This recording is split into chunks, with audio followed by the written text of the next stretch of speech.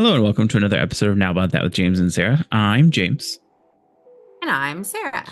And on this week's episode, we're going to talk about Poltergeist, the movie from the 70s, I think. So the original No, Poltergeist. 1980. Oh, it's from the 80s, and Sarah is glitching like crazy. Ah.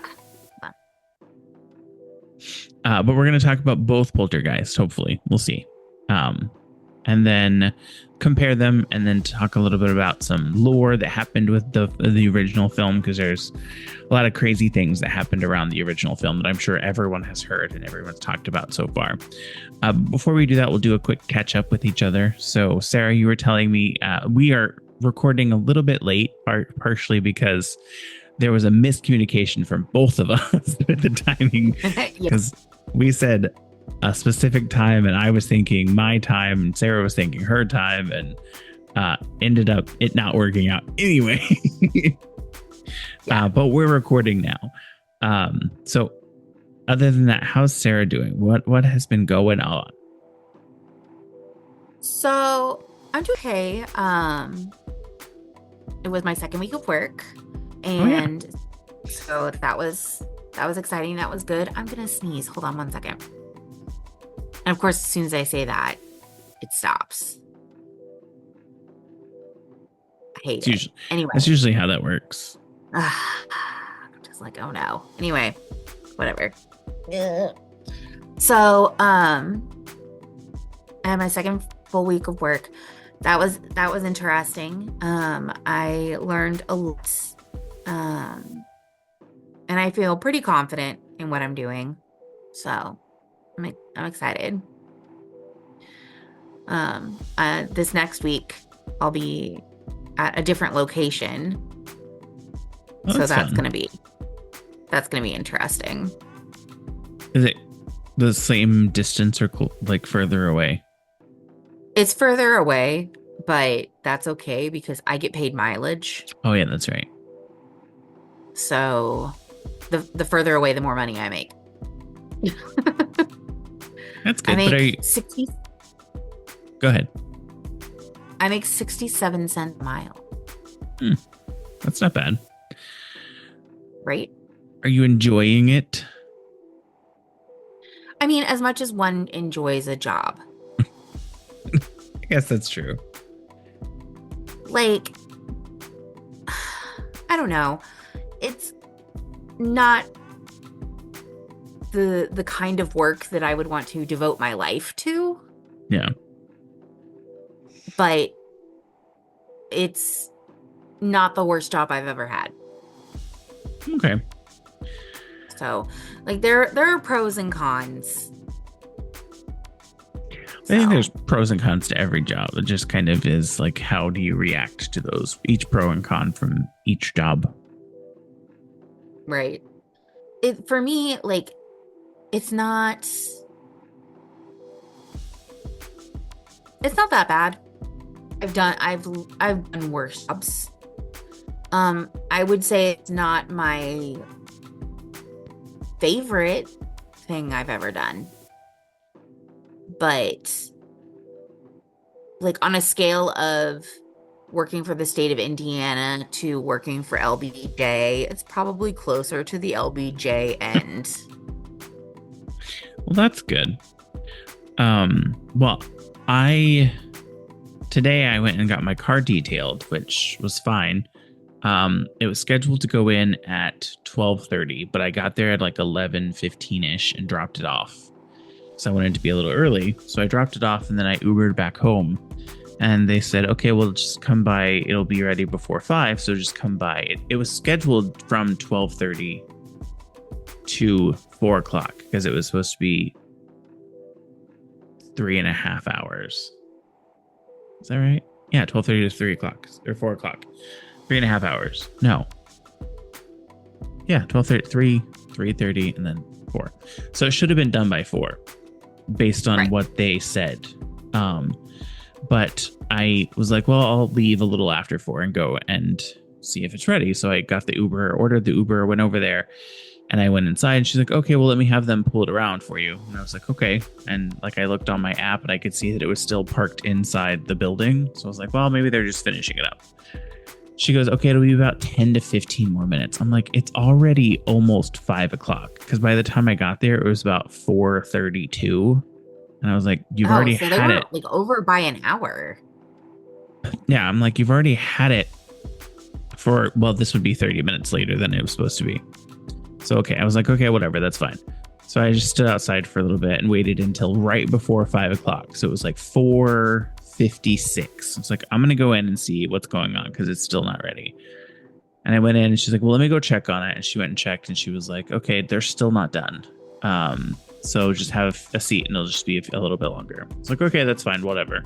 Maybe they're being really easy. They're being really careful with it. They're taking their time. They're finishing it up. Whatever, that's fine. It was about 5:10. They were finally done with it. She's like, okay, they're ready for you. They're bringing it around front now. Like, okay, that's fine. So they brought it around front and she was like, I'm sorry, we had a kind of one of our slower guys that was working on it. So it took a little bit longer than typical. It's like, all right, that's fine, whatever. And we walked around it and they were supposed to wash and wax the exterior and then like clean the wheels and tires and stuff. And then like, there's like a thing that they put on the tires to shine them. And then they were supposed to clean the interior, all of the interior. It's like, cool. So I should be getting in my car and it's going to be nice and clean. And I'm not going to see any dust or anything like that, or anything that was like little crusties that are from like when we eat in the car. Sometimes there's like salt and stuff build up from French fries if we have fries. Right. And I was like, okay, whatever. I did a quick look over. Didn't look too much into it. She pointed out something where I guess there was some bird poop on my car that had kind of eaten away a little bit of the top layer of my paint. She was like, we couldn't, but really, when you wax it, that should be fixed with a wax if they wax it, because they were supposed to wax. But I don't know. I was like, whatever. And then I got in it and I drove away and I got home and I was like, there's still dust on my fucking dashboard. There's still like, it looks like I might have dropped like a little piece of chocolate or something. And there was still like a melted chocolate on the little thing that in the center console. I was like, so they didn't actually clean my car very well, except for maybe like run something over the top of some of it, clean off the radio infotainment center, and then like wipe off the doors and stuff like that, and maybe clean the windows. I couldn't tell if the windshield was clean. That was my main focus, is I wanted my windshield cleaned, because I don't want to do it myself, because every time I do anything with glass, even like my glasses, it always comes out streaky as shit and it pisses me off. So I'm like, I'm just gonna have professionals clean my car, and I want to get my windshield cleaned. So I don't know what I'm going to do. I might leave them a review or call them tomorrow and be like, hey, I'm noticing that there's like a bunch of stuff still. There's still stuff on my car that for a full detail, it should have been cleaned. Because it wasn't inexpensive. Right. I'm like, if you paid them for a service and they didn't provide it, I would take it back. No, I don't have time to take it back because tomorrow they're open, but tomorrow we have a lot of stuff to do here because Monday we're flying out to go to Costa Rica, and I'll be in Costa Rica all week. So it's like I can't take it back tomorrow and spend all day there tomorrow because we have a lot of stuff that we need to do. And I am flying out Monday, so it won't be until next weekend before I can do anything with it. Right. So I'm going to call them tomorrow and be like, hey, I've noticed when I got home, I took a quick closer look at it, and it's like, it doesn't look like it was cleaned very well for what I paid for it. Because it was $250 to get my car detailed. Just dang, a substantial that amount. Does not sound like a $250 job. No. So I'm not super happy with it, and I probably will never go back there again, except for them to actually do the work that they were contracted to do. Um, but aside from that, I also had my school stuff. We had to move this back because it was originally supposed to be 6:30 Sarah's time. No, 5:30 Sarah's time, 6:30 my time. It's now 7:30, so a little after 7:20ish is when we started. And I have scheduled a meeting with the teammates of my group project. This is supposed to be the third or fourth meeting we've scheduled to have. The first one we talked about last week, where one of the people showed up and then like the other one was like, oh, I'm sorry, it was my birthday and I completely forgot about it. Whatever. And then we had another one scheduled for Wednesday this past week. No, we had another one scheduled for last Friday. And no one ever even showed up to that one. Didn't answer my text messages or anything until the next day, or maybe a little bit later, and then the next day. And then this one, we had it scheduled originally for Wednesday. Everyone said, yeah, 3 p.m. works for me Wednesday. So I got on Wednesday, waited for a little bit. No one ever answered. No one ever joined. I sent a text message, didn't get any text messages back until Thursday. Well, it's like an hour later on Tuesday. I got an answer back from one of them, or Wednesday. I got an answer back from one of them. And then it wasn't until Friday that the other one actually answered. And I was like, it doesn't seem like Wednesday at 3 p.m. works for everyone. So, but we finally met together and was like, I led it, and I was like, so what we're going to do is take a look at, everybody gets assigned one goal because we have 3 different goals. There's 3 of us. And we'll expand on the goal and talk about what we need to do for that goal. And then one of them's going to take the introduction. One of them's going to take how they came up with the goals. And then I'm going to do the conclusion. And I was like, and I will format it and everything and get it ready for everybody. It's like, because I can't trust you people. Yeah, as we learned last week. It's very frustrating. I hate project work. I know. I do. I don't blame you. And the one of them was like, oh, I feel like this one has been so much writing for this class. I'm like, there hasn't really been that many assignments for this class. There's been 3 and we're in the 6th. This is week 6. We don't have an assignment this week.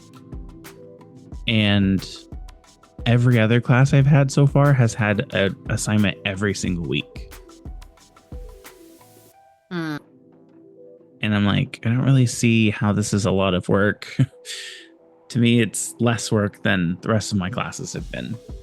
The other one, it's like annotated bibliography every week. I have to turn one in. And I'm like, I hate those. They're stupid. But it's just like one. Bibliography suck. Yeah. It's one annotated bibliography. So, and it's like a total of at least 200 words, basically. So the first paragraph is the review of what the actual reference is. And the second one is how I would apply it, basically. I don't know. A lot of words for each item on your bibliography. For an annotated bibliography, that's pretty normal. 100 words per paragraph, and there's 2 paragraphs. I've never had to do an annotated bibliography that was more than a paragraph. Well, I think originally annotated bibliographies are just like the summary of what it is, but then they wanted us to also include what we're using it for, if we use it. So the annotated bibliography portion is the review of what the reference is, and then it just feels like 200 words is a lot. Yeah, it was fine. I mean, it wasn't hard. It was maybe sometimes one full page. Nothing's hard for you, really. That's not true. Because, well, I mean, in a school capacity, because you're super smart. So you always just even though I know that we talk about how you shouldn't keep putting stuff off, but literally you just keep pulling these A's and like up out of your thing. I think I do this thing where I write like I'm really well informed, and I do a really good job of playing it off. Is that just like a Capricorn trait, or It might be. Although I don't know, because Ryan doesn't have it and he's a Capricorn. that's I guess true? that's Like not true. He does a pretty good job of pretending like talking like he knows what he's doing, or what he knows what he's talking about, and then you're like, that was just completely pulled out of your ass, wasn't it? yeah. Oh my God. So do you want to jump to the movie and now talk about the movie? Yes, but I want to mention before we talk about this week's movie, that I saw the original Hellraiser. Okay. I have since we did our review of the reboot. Since then, I have seen the original. I liked it way better, and Pinhead for life. So, see, I preferred the new one. No, I liked the original better. Yeah. Yeah. But I mean, everybody to their own taste. But like watching Poltergeist got me in the mood for it. I was just like, oh, let me just go ahead and watch this too. Since I'm here. So, but I have notes on both Poltergeists because we watched both.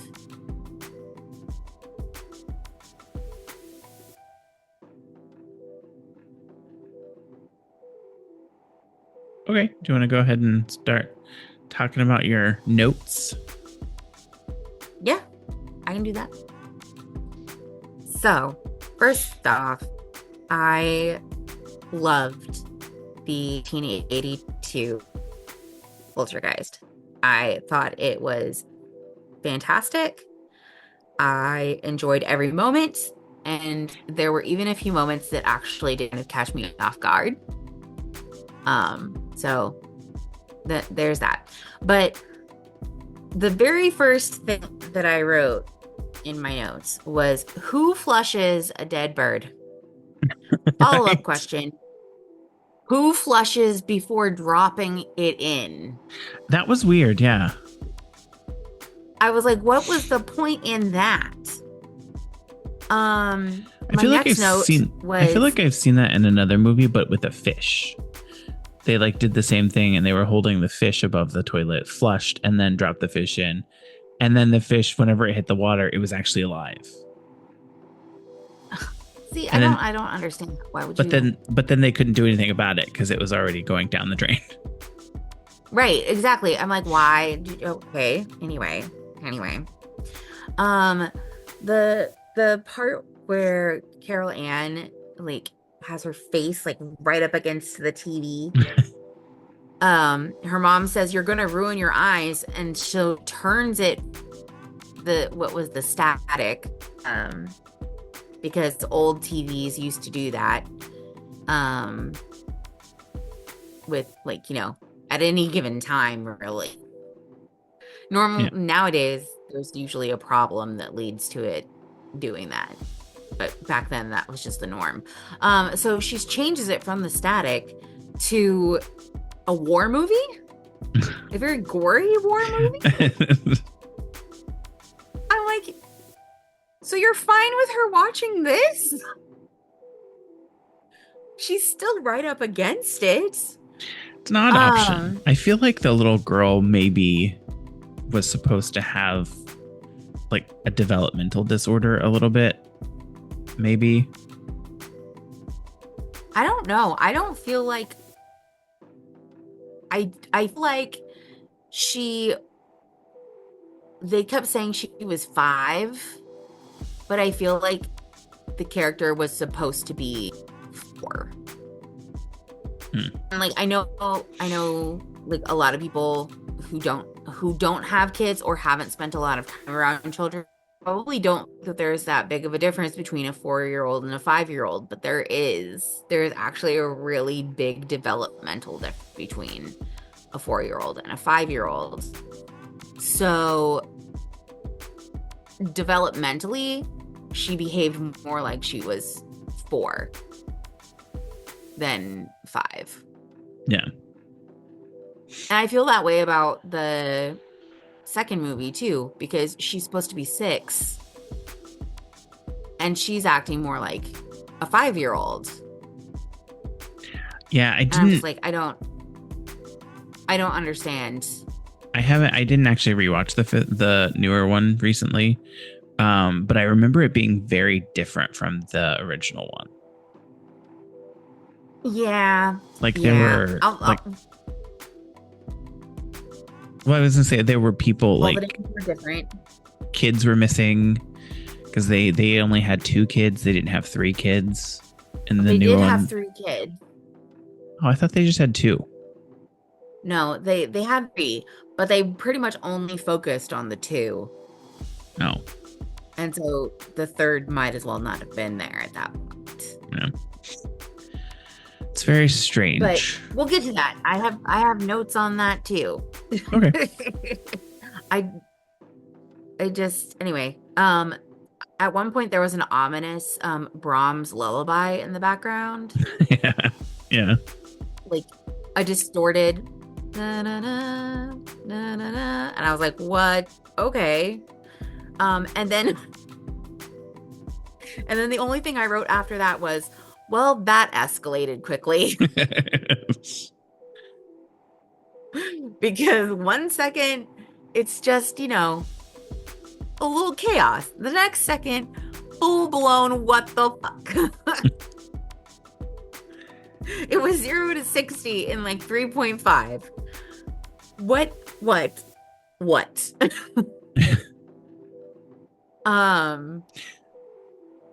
The part where obviously there's spoilers ahead for those who are listening, but I mean it came out in 82. Yeah, they're both pretty old movies now. Yeah. But the kid, when he's getting eaten by the tree, somehow he's even dirtier like than he was from one scene to another. Him pulled out of the tree, he's disgusting. But like he's not disgusting. Like you can still see his face, the very next scene, face is like covered in this oily looking stuff. Like he's dirtier than he was. There's several inconsistencies, and I think it's just from the age of the movie, where it's like from one shot to another, it doesn't really look the same. And you can tell that it's probably been like they reached their shooting limit for the day and they had to like restart the next day, and they didn't reset properly. Right. The Dr. Lesh, I think was the name of the character, the older lady. She reminded me of Julianne Moore. So like what I imagine Julianne Moore will be like in like the next 20 years. Like I don't know if that makes sense, but that's just kind of how I saw her. Yeah. Also, fun fact for those feminists out there, Poltergeist passes the Bechdel test, which is really funny to me.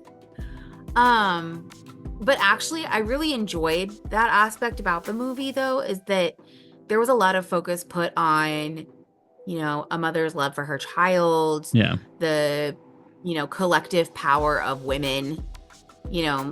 I think it really highlighted a lot of that in Poltergeist, which was actually kind of refreshing for a movie from the 80s.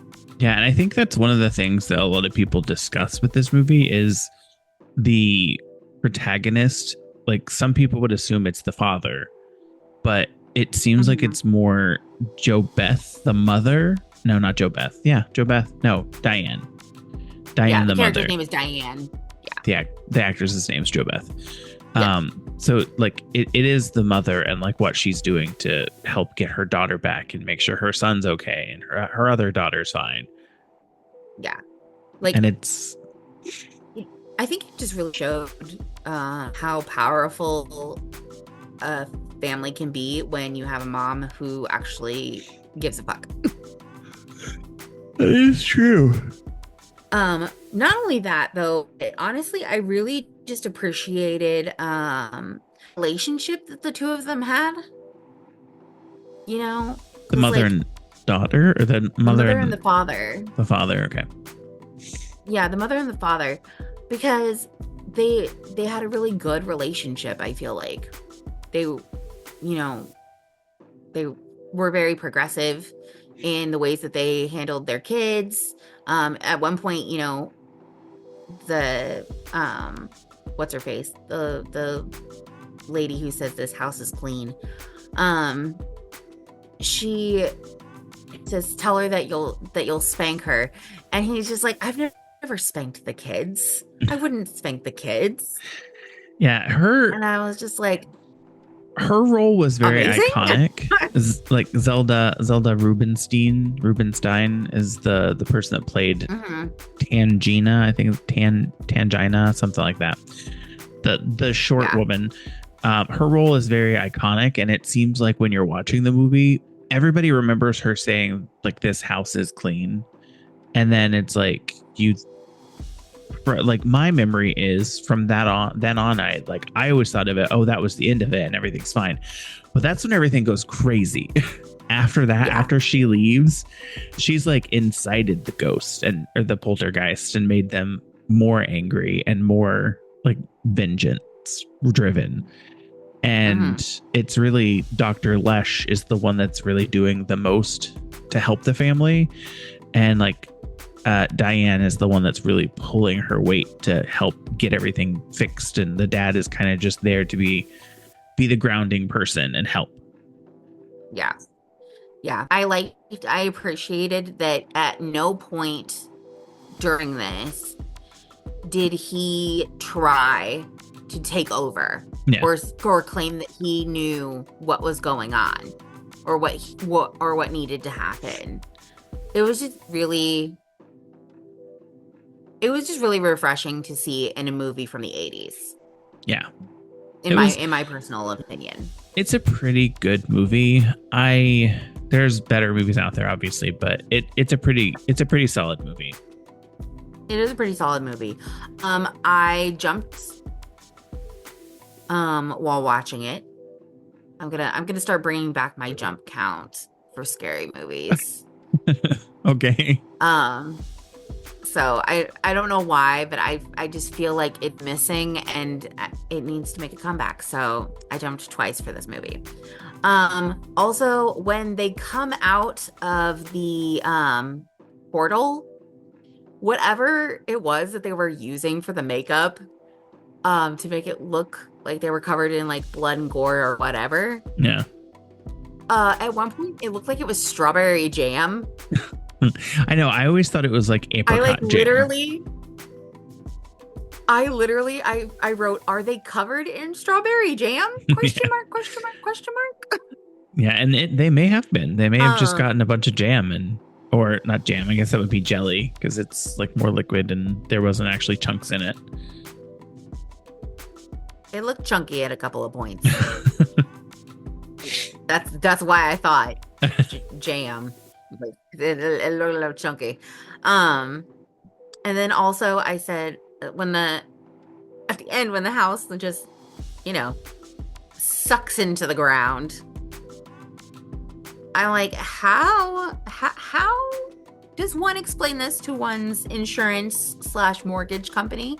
Oh, I don't think he cares. Like, I know he doesn't, but at the same time, I'm just like, what? Yeah, well, I think the thing that is kind of interesting that's not really talked about that much about this movie is the fact that the whole issue and the reason that this happens is because they desecrated Native American burial grounds to build these homes. and they said that they moved, well, not even, I think they weren't all Native American, but there were some, and then they were just like graves. They said that they moved all of the graves from the area before they built, but then you find out in the movie they didn't, and that's the reason that all of this is happening, because they've angered the families, the bodies, and the spirits of the people that were buried there, because they weren't respectful to their burial site, and they didn't move them respectfully, and didn't move them at all. Right. And we see that from when they start building they're putting in the pool behind the house.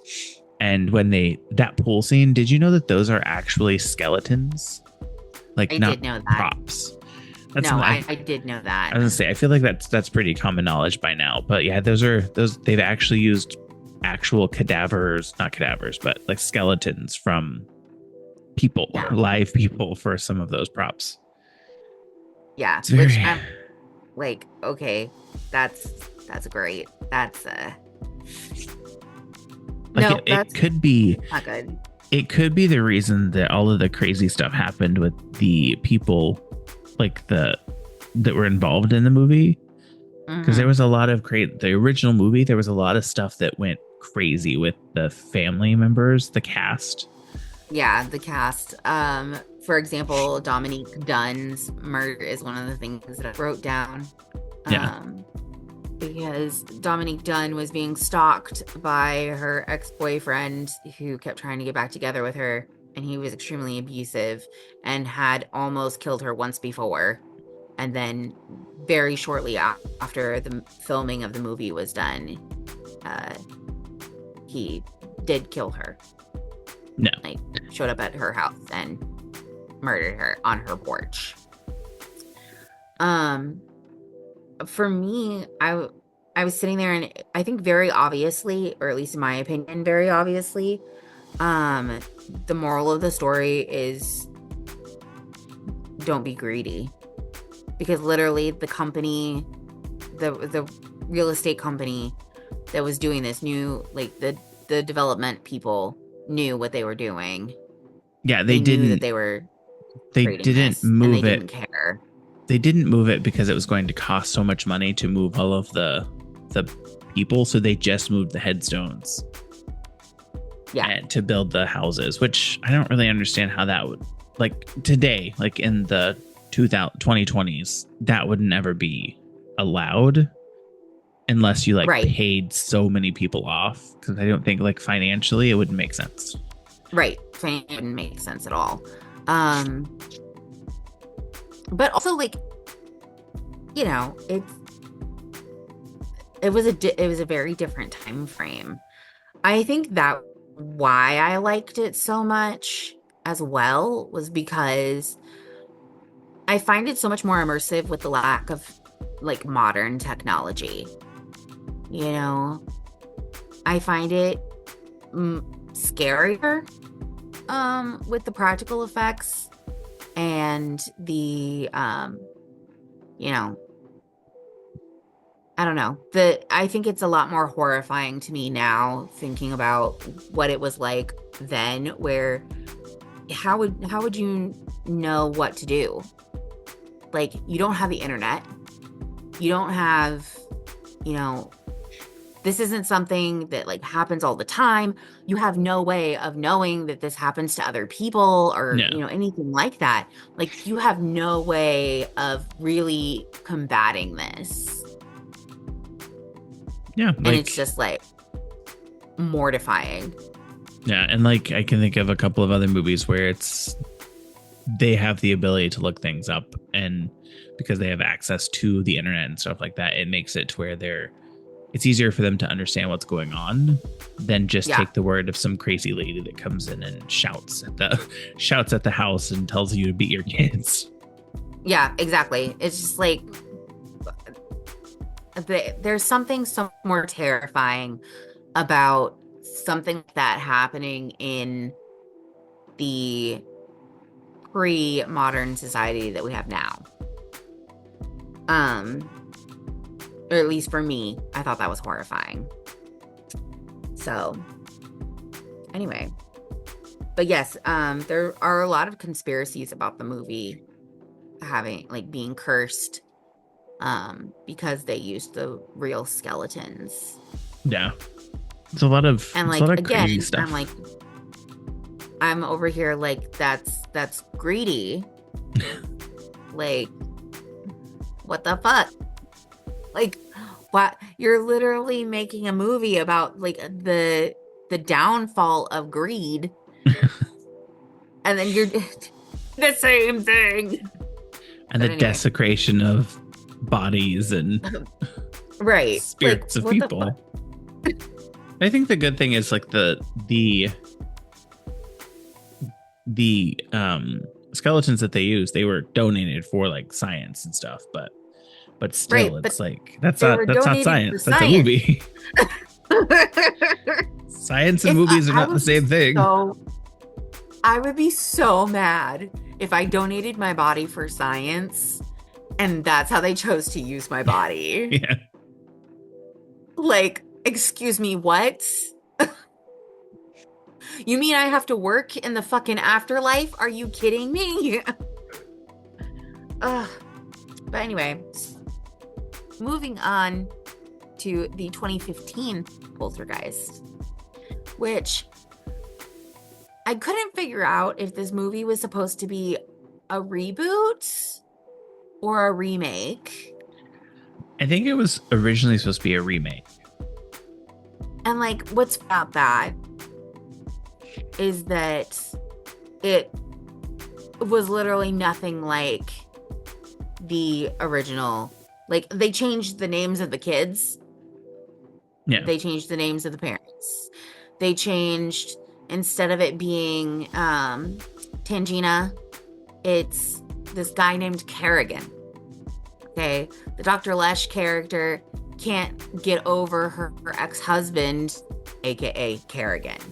Like, the dad is the hero, like, you know, the dad and Kerrigan and the son, you know, it was very, very male centric. It took away all the female empowerment aspects of the original and like threw them out. Yeah. I mean, I think I just thought that was like a really interesting contrast. my biggest thing I'm like, between we're the supposed to two, be. No, go ahead. what I was going to say, my biggest thing between the two is it felt like the second movie came in so fast and moved so quickly, but then there was no payoff. Like it ended and it was like, that was it. Yeah. It was also a half hour shorter. Yeah. But it for some reason felt longer. Right. It really did though. I was like, okay, so at one point I was like, okay, so this isn't a remake per se, but its own thing, question mark. A Poltergeist for the future. And I think the reason I thought that was because they specifically mentioned the fact that that area was originally a graveyard. Like, they acknowledged that. And they were like, oh, but they moved them. And I'm like, okay, so y'all knew that and still were living on it? Like, these people. Anyway, that was just weird for me. I did not like the parents as much in this version. They were a lot shittier to their kids and also weren't as and then I was like, nobody found it odd that they were suddenly able to open the closet. Like, because as soon as she disappears, that he's immediately able to open the closet. Like, but he literally couldn't open the closet when they were first going through the house, to the point that he like pulled the knob off because he couldn't get it to open. And you mean to tell me that now you're suddenly able to like open it with no issues and you're not even phased? You don't even like think that's weird? Yeah. It's very What? Yeah, this isn't one of my favorite movies. I don't mind Poltergeist, but it's not one of the ones that I'm like every Halloween I have to watch. That's But fair. it is an okay fun movie. The second one, the one in 2015 version, it came out and I was like, this didn't need to be done. It wasn't very good. It It like wasn't. changed so many things. I was like, this doesn't make any sense about like the original movie. It's not good enough to stand on its own and be like a remake or like a new addition to this movie, because it's Mhm. literally like the same story basically, and they Yeah. just changed some things, so it doesn't really make sense. Yeah. And it's not past the Bechdel test. The 2015 one. Even I made a comment where I said that this movie turns the women into idiots and entirely centers men. It's all about the men. God forbid women be important in a movie. It's somehow less terrifying as well because of that. I don't know. There was something so lackluster about it. I wasn't scared. Um, all the exposition that they gave us, like the vote and whatnot. I mean, nobody wants to see how the sausage is made. Yeah. Like I don't care. It was a lot more terrifying not knowing what was on the other side than that. And again, it just like it was not a very good movie. It was not a very good movie. I was very upset that it was not a very good movie. Yeah. Do you want to look at this? It's a whatculture.com review of the 10 differences between the movies. Oh yeah, for sure. Let me do. So in this article from What Culture, which is kind of it's a pretty regular review show or company. They do a lot of movie and TV reviews and stuff like that. I follow a few of their YouTube channels. So they're basically just doing a review, and it says Poltergeist 10 big differences between the original and the remake. So this is a remake. And the first one is everything happens way quicker. Rewatching the original Poltergeist, it might be a bit surprising how late into the movie a lot of the most famous scenes happen. The moment with the clown, a doll, and the skeletons in the backyard actually don't happen until the last 10 minutes. The movie is extremely patient, and that's part of what makes it so effective. The remake isn't quite as patient because neither are we as the audience. So they're saying they basically changed as the audience. They've adapted to where you kind of grab their attention at the beginning. And I would kind of agree with that. You want to kind of grab your attention, but you want to also keep someone's attention throughout the rest of the movie, because what happens in the beginning, that's kind of the end. Like there's nothing great happens after that. Like all the clown and everything like that. So you want to go to the next one? Yep. So the kids are more involved. In the original movie, the mother, Diane, is highly involved in figuring out what's going on. Early in the film, she sees the poltergeist bending silverware and moving chairs around the room. She's pretty much convinced there's something wrong from the start, and in fact, she tries to actively investigate it. In the remake, the kids are far more involved than the parents, and when the first of major events happen, they aren't even home. The equivalent scene to the furniture moving sequence instead happens to the son Griffin, and in this version, the mother doesn't really experience anything paranormal until Maddie is taken. So, I just I hate it. Yeah, and then the next one is more screens.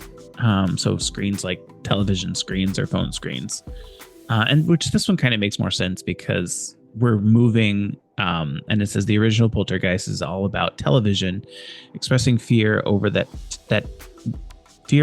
technology that a lot of people were having. The spirits take Carol Ann through the television set, and that's how the characters are able to communicate with her. In 2015, televisions aren't quite as prominent in our lives anymore, or at least it isn't the only important screen in our phones. The updated story of to modern audiences also includes screens like tablets and smartphones. And there's a sequence where the oldest daughter, Kendra, so that's the new name instead of Dana, Yep. Experiences some strange interference with her iPhone, and another where the mom's tablet is acting weird. So I think this is one of the things that I do like about remakes with movies is the introduction to new technology and how like it changes the way that things happen in the movie. I don't like that. I do like that, but I love technology.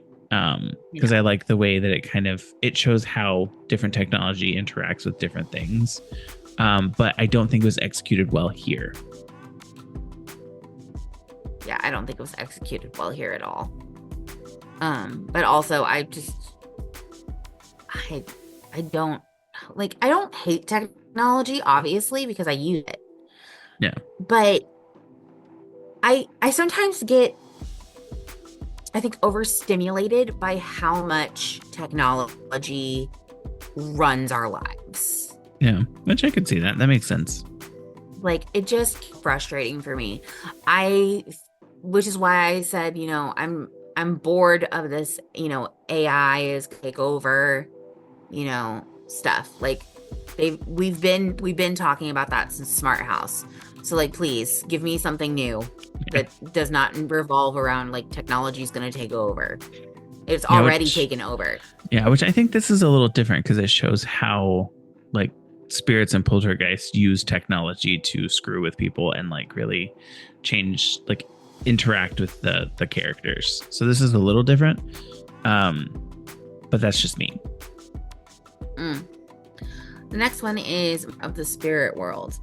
So this is a pretty huge change to the last act of the movie. In the original film, we never really see into the spirit world that Carol Ann travels to. What it looks like is left completely up to our imagination. In the remake, we actually see inside the other realm by the use of a drone.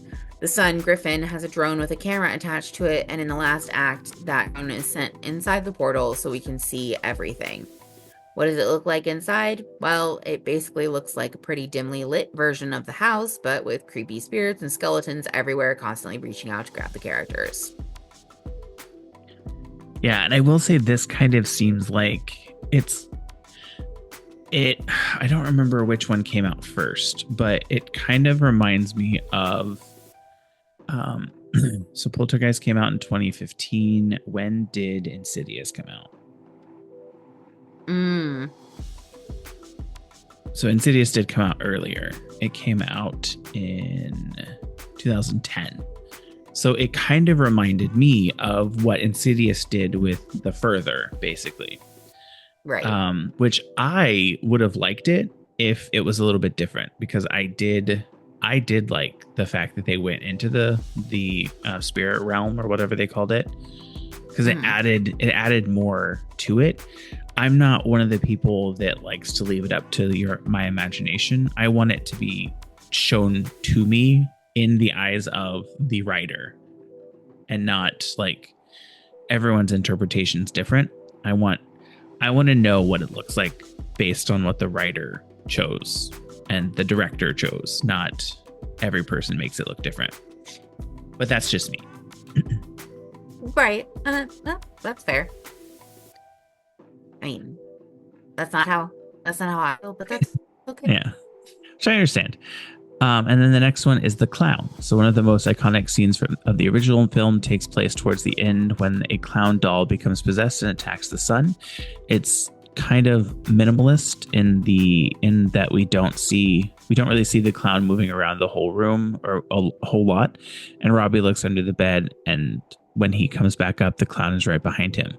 The clown sequence is also in the remake, but there are a few differences. For one, here the clown is one of many creepy dolls Griffin finds from a previous owner, whereas in the original, it was the only one.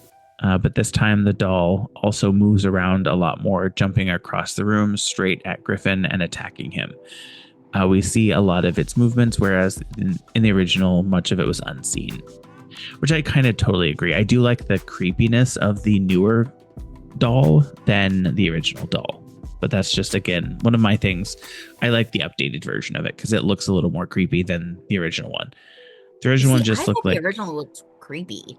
I mean, I think maybe because I was around those more when I was younger, because my grandmother had some, I'm used to them. So it didn't really creep me out. Fair. Number 5 is more skeletons. In both versions of the movie, we find out that the house was built where a cemetery once was, but apparently all the bodies were moved to a different location. Later on, we find out they weren't actually moved, only the headstones were. In the original, that's a realization the characters have towards the very end, and it's sort of a fun last-minute twist as all the craziness is happening. In this version, the parents find out about halfway through, and while in the original, we only see the skeletons for one sequence, the remake makes heavy use of the skeleton imagery. In the original, the skeletons were just a quick scare towards the end, but here they're a major part of the film's imagery. Yeah, And I I think I do prefer the original one that way because it does seem like now you're just adding a gimmick in. yeah. And then Ugh. yeah, and then the next one is the face peeling scene. This is one of the instances where the original is very clearly more effective. One of the great scenes from the first Poltergeist was the face peeling sequence where Steven hallucinates ripping off the flesh of his own face before quickly snapping back into reality. It's a shockingly gruesome scene, and the special effects look amazing and are still incredibly memorable today. The team behind this remake perhaps realized that they wouldn't be able to emulate that, so they go for something entirely different. Instead of skin peeling off this time, the father hallucinates there being a bunch of worms crawling all over his face and blood coming from his eyes. So I agree. I think the original one makes more sense here with the face peeling because there's more of an impact, because the other one is just a bunch of worms. Everybody's seen that by now. Mm-hmm. Yeah. Number 3 is the closet. So in both gens, the daughter character is taken into the spirit world through a portal in her closet, but the scene of her being taken is different in this one. So in the original, Carol Ann is physically sucked into the portal. She tries to grab onto her bed, but can't hold on any longer, and she flies across the room from her bed into the closet. We don't really see much else except for the glowing light coming from that part of the room. The new version foreshadows Maddie's closet quite a bit, with that being where she talks to the spirits early on in the movie. Here, though, she isn't sucked into the portal. Instead, she willingly walks into the closet and is surrounded by spirits who eventually grab her and close the doors behind her. Which I thought was kind of boring. Yeah. I was like, why are you just okay? Sure. Closing the doors fixes everything. Yep. And then the next one is Kerrigan Burke. In the original movie, the family initially calls a team of paranormal investigators to check out the house, and then they call in a spiritual medium, Tangina Barnes. In this version, the paranormal investigators call in a new character, Kerrigan Burke, a TV personality who has a ghost hunter type show where he cleans, in quotations, houses with spirits in them. This one is kind of a superficial change, although what's more significant is the role that these characters in the original film, Tangina is really there to explain things, but here Kerrigan takes a more active role in the plot. And then in the original film, the family rescues Carol Ann, thinks they're safe, but then things spiral out of control again, so they leave the house before it implodes. In this version, they think they're safe, things start going out of control again, so Kerrigan takes action, and that allows them to leave. Yeah, which I thought was stupid. I was just like, that's so Yeah. cliched. It was so cliche. Anyway, number one, they're here. One of the iconic lines of the original movie is when Carol Ann, after an apparition appears and the house shakes, tells her parents they're here. Heather O'Rourke delivers the line in the original is so fantastic and creepy as she stretches out the here almost in a mocking way. It's a fantastically eerie little moment. Pretty much the exact same moment is repeated in this version, with Maddie looking back from the television and saying the same line. But unfortunately, it just isn't nearly as effective here. This time, the line is read in a pretty flat way. She isn't saying it with glee, she's just saying, they're here, like it's a fact. That's a whole lot less creepy. Yeah. I would have liked her to do kind of. There's a few videos of Trixie Mattel trying to say goodbye. And I feel like if she would have said it the way that Trixie Mattel sometimes says goodbye, because she goes, goodbye. It's very, very blunt. If she would have said it like that, like they're here, that type of thing, instead of like it was very much just like they're here. It's like someone's at the door. Yeah, she just like, and she didn't even look like any particular way either. Her face was just kind of blank. I'm just like, oh, okay, how do we feel about that? Because she didn't look scared. She didn't look happy. Like, she didn't look like there was anything going on. It was like somebody said, let's go have dinner. Yeah. And she was like, okay. I think overall, I preferred the original one to this one, or the newer one. I agree. I think the original gets 4 out of 5 for me. While the 2015 version gets a 1 out of 5 for me. I would do 3 and 2 because I didn't really care for either one of them, but they were both there. Fair, valid. You know what I ended up watching besides the original Hellraiser? I ended up watching wow, and my brain just quit. 1408. Oh yeah. It's a fun movie. Yeah. I haven't watched it in eons. But I rewatched it and I was just like, dang, I love this movie. Movie's fucked up. You know what movie I surprisingly really enjoyed, and I hear a lot of like it's not very good and people say that it's not good. Oh my gosh, what is it called? Dr. Sleep. It's like the second. I haven't seen Dr. Sleep. So like the second The Shining. Oh, yeah. I enjoyed it. But I've also never seen The Shining, so there's that. Oh. You know what I should do? Watch The Shining.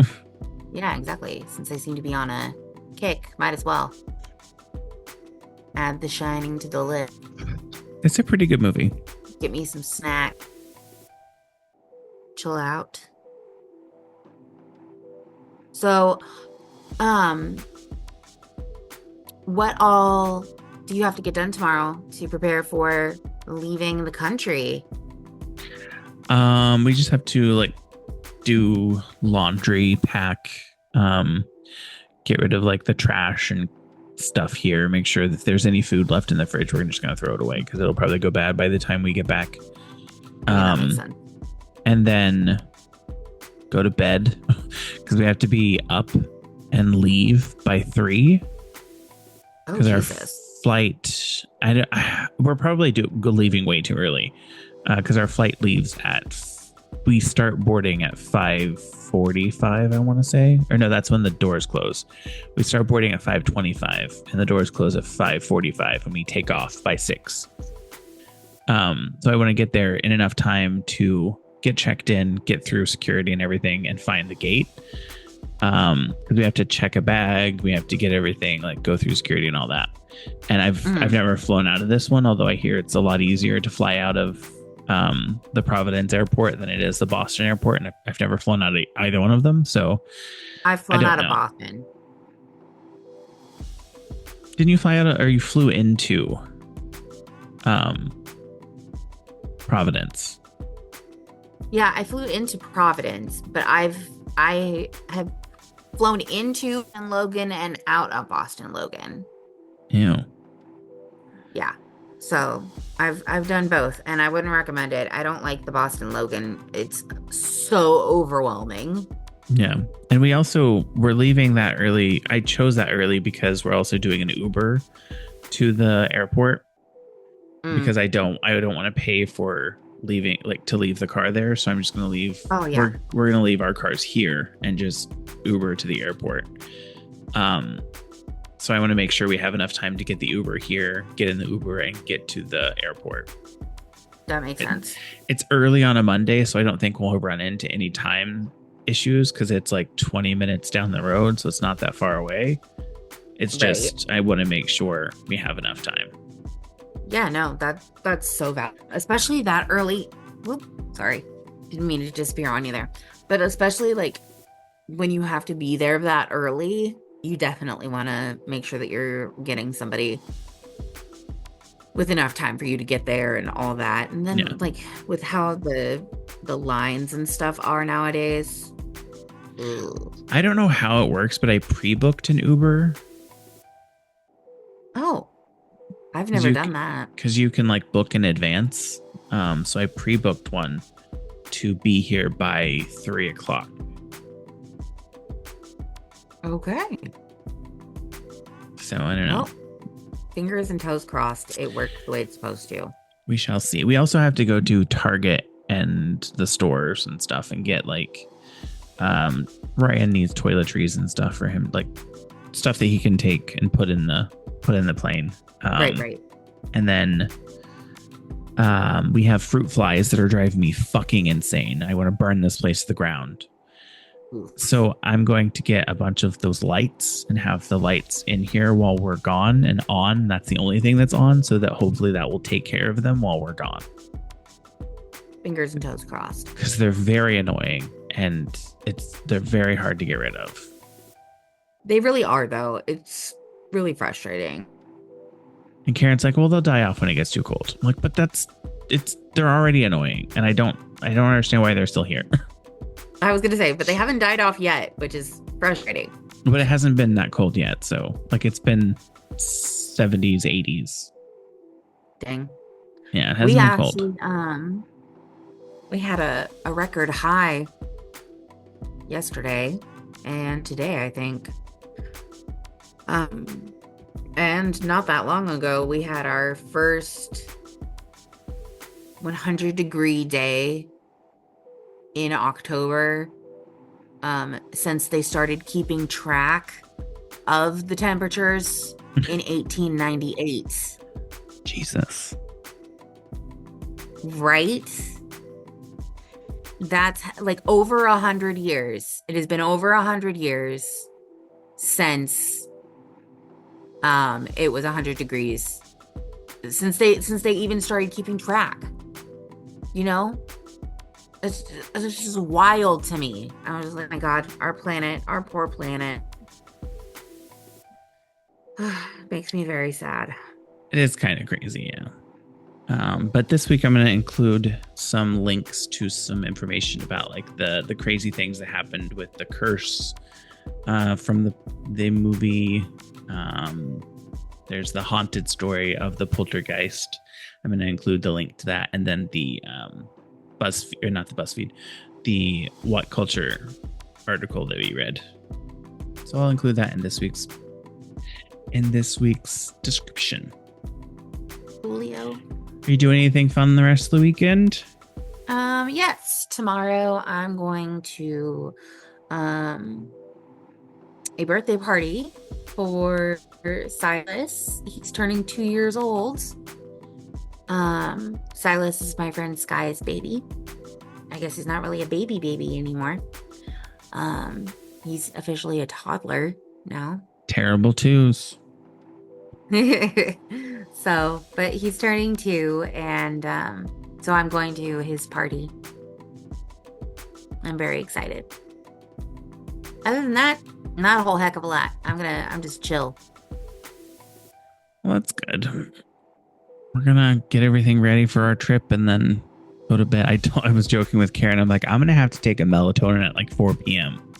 so that I can go to sleep and actually get several hours of sleep. Yeah.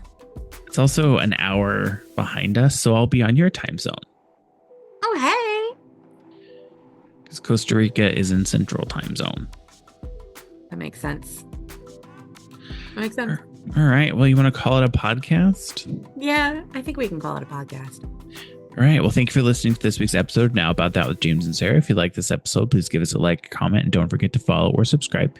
If you would leave us a review on Apple Podcasts, Spotify, or wherever you listen, this will help keep the podcast out to more people and help us grow.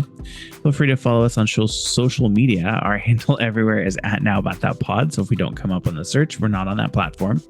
If there's something you would like us to discuss on the podcast, feel free to email us at nowaboutThatPod@gmail.com. Visit our website, www.nowaboutThatProductions.com, or you can leave us a voicemail or send us a text message with anything you would like us to discuss on the podcast. Our phone number is 765-557-4170. Thanks again for listening, and we hope you have a great week since this will be coming out on Monday while I'm on a plane. Sarah, have a great weekend. You too. Good luck getting everything together. Yeah. Bye, everybody. Bye.